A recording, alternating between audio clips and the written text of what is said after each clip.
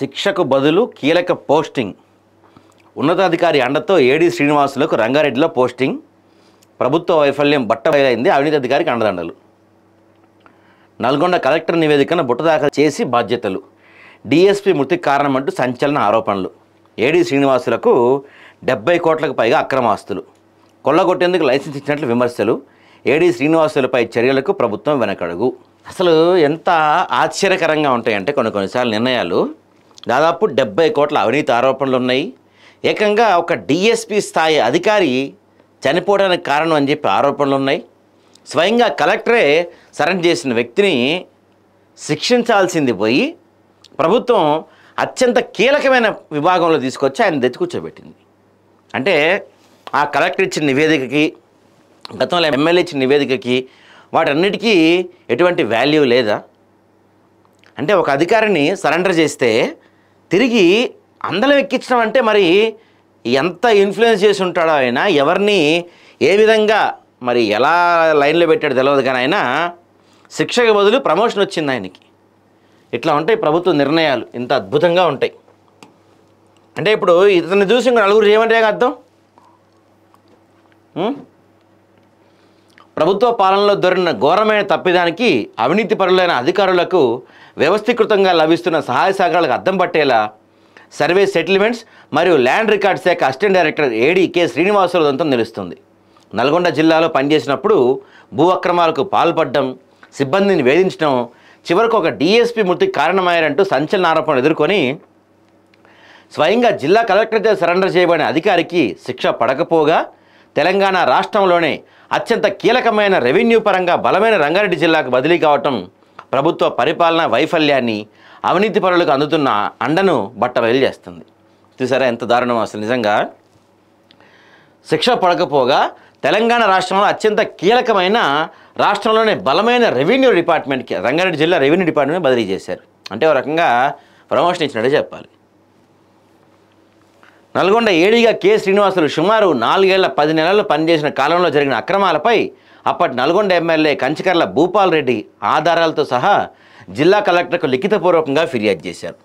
ప్రభుత్వ భూములను చింతపల్లి మండలం ఉట్కూరు, నల్గొండ మండలం అక్కలాయిగూడెం, మర్రిగూడెం మండలం ఇండస్ట్రీ గ్రామాల్లో ప్రభుత్వ భూములను పట్టా భూముల్లో కలిపి రికార్డులు తారుమారు చేశారని ఎమ్మెల్యే నిర్దిష్టంగా ఆరోపించారు.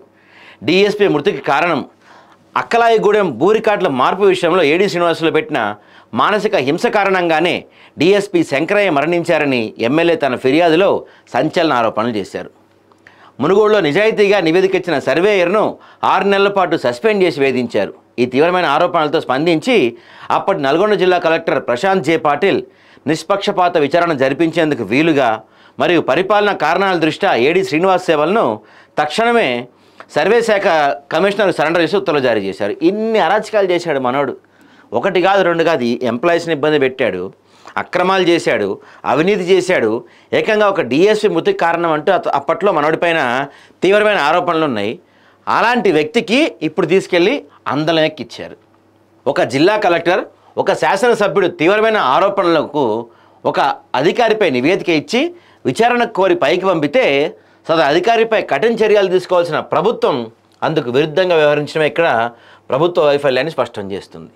నల్గొండ కలెక్టర్ నివేదిక అందులో ఆరోపణలను తీవ్రతను ప్రభుత్వం పూర్తిగా విస్మరించింది.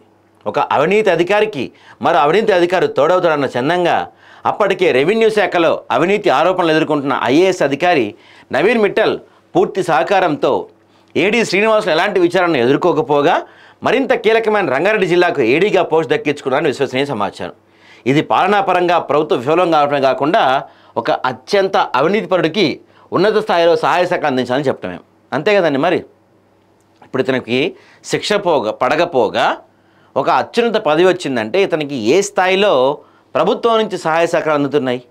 ఇవి చూసి రేపటి రోజున ఈయన చూసి ఇంకో నలుగురు తయారైనా ఆశ్చర్యపోనవసరం మనం. ఇదిగో 70 కోట్లకు పైగా అక్రమాస్తులు ఉన్నాయంట మనోడికి. కుక్కతో ఒక వంకర అన్నట్లు ప్రభుత్వ అండదండలతో రంగారెడ్డి జిల్లాలో అడుగుపెట్టిన ఏడీ శ్రీనివాసులు తన అవినీతిని మరింత బరితెగించి కొనసాగించారు. రంగారెడ్డి, మేడ్చల్, మల్కాజ్గిరి జిల్లాల్లో ప్రభుత్వ భూములను ప్రైవేట్ భూముల వ్యక్తులు దారదత్తం చేస్తూ కోట్లు కొల్లగొట్టిన వైనం ఆదా పత్రికలో వరుస కథనాలతో వచ్చింది. 20 కోట్ల ఫ్లాట్ గచ్చిబౌలి మైహోం భుజా అపార్ట్మెంట్లో శ్రీనివాసులు భార్య ఆమె ప్రభుత్వ ఉపాధ్యాయులు. ఆమె పేరు మీద సుమారు 20 కోట్ల విలువైన విలాసవంతమైన ఫ్లాట్ ఉంది. 50 కోట్ల రైస్ మిల్ నారాయణపేట జిల్లా గూడబల్లూరులో కుమార్తె తన్మయి, మామకోన రాములు బినామీ పేర్లపై 6 ఎకరాల భూమిలో వసుధా ఫుడ్స్ పేరుతో సుమారు 50 కోట్ల విలువైన భారీ రైస్ మిల్ నడుపుతున్నారు. దీంతో పాటుగా మహబూబ్నగర్లో సుమారు 3 కోట్ల విలువైన 3 అంతస్తుల భవనం కూడా ఉంటూ ఆరోపణలు వస్తున్నాయి. నల్గొండ కలెక్టర్ ఇచ్చిన నివేదికను ప్రభుత్వం సీరియస్గా తీసుకొని శ్రీనివాసులపై అప్పుడే కఠిన చర్యలు తీసుకొని ఉండుంటే ఈరోజు రంగారెడ్డి జిల్లాలో 1000 కోట్ల విలువైన ప్రభుత్వ భూమి అన్యక్రాంతం అయ్యే కాదు, 100 కోట్ల అక్రమాస్తులు పోగేవే కాదు. ఒక అధికారిపై స్పష్టమైన ఆధారాలతో కూడిన ఆరోపణలు వచ్చినప్పుడు హైదరాబాద్ రంగనాటి అధికారులు ఫిర్యాదు చేసి కేసు నమోదు చేయించిన వాటిని విస్మరించి అతన్ని కీలక పోస్టింగ్ ఇవ్వడానికి సహకరించిన ఉన్నతాధికారులు ఎవరైతే ఆరోపణలు ఎదుర్కొన్న నవీన్ మిట్టల్ ఎందుకు చర్యలు తీసుకోలేదు? ప్రభుత్వ భూములు కొల్లగొడుతున్నా, బినామీ ఆస్తులు పెరిగిపోతున్నా ఏసీబీ, ఐటీ బినామీ లావాదేవీల చట్టం కింద ఎందుకు విచారణ జరపడం లేదు? ప్రభుత్వం ఇప్పటికైనా కళ్ళు తెచ్చి కేవలం శ్రీనివాసులపైనే కాకుండా అతనికి అండగా నిలుస్తున్న ప్రభుత్వ పెద్దలపై కూడా చర్యలు తీసుకోవాలని, అక్రమాస్తులను వెంటనే స్వాధీనం చేసుకోవాలని ప్రజలు డిమాండ్ చేస్తున్నారు. ఈ ఉదంతం ప్రభుత్వ పరిపాలన వైఫల్యానికి, అవినీతి పరులకు లభిస్తున్న అండదండలకు నిలువెత్తు సాక్ష్యంగా మిగిలిపోతుంది. అసిస్టెంట్ డైరెక్టర్ శ్రీనివాసులపై వచ్చిన ఆరోపణల గురించి ఆదాబ్ హైదరాబాద్ పూర్తి వివరణ కోరుతూ లేఖ పంపింది. కానీ వారి నుంచి ఎలాంటి స్పందన రాలేదు. ఎందుకు వస్తుంది స్పందన? తప్పు చేశారు కదా.